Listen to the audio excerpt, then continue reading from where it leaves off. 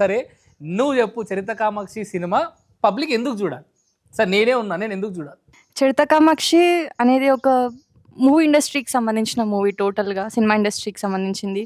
Like cinema వాళ్ళు ఎట్లా ఉంటారు లోపల, అక్కడ అసలు ఏమేమి జరుగుతుంది అనేది ఏ మూవీలో రిలీజ్ చేయలేదు నాకు తెలిసి ఇప్పటివరకు. చందన రిలీజ్ చేసినాడు.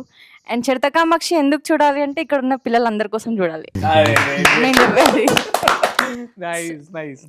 ఎస్, చందు అన్న బయటికి వస్తే, చందు అన్నతో పాటు ఎవరైతే ఉన్నారో వాళ్ళ టీం అందరూ బయటికి వస్తారు. అట్ ది సేమ్ టైం తన వెనకున్న ఇక్కడ ఉన్న అందరూ బయటికి వస్తారు. ఒక్కొక్కరు లైఫ్ నిల్చుంటే అన్న వాళ్ళ ఫ్యామిలీస్ అసలు ఎంత హ్యాపీగా ఉంటాయో మాకు తెలుసు.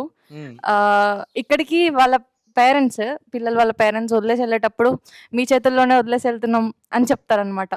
ఆ రెస్పాన్సిబిలిటీ మొత్తం తీసుకొని తన భుజాల మీద వేసుకొని నడిపించాలి అన్న మొత్తం ఫిక్స్ అయిపోయినాడు. ఇట్లా ఎట్టి పరిస్థితుల్లో నేను నా మూవీ బయటికి తీసుకురావాలి.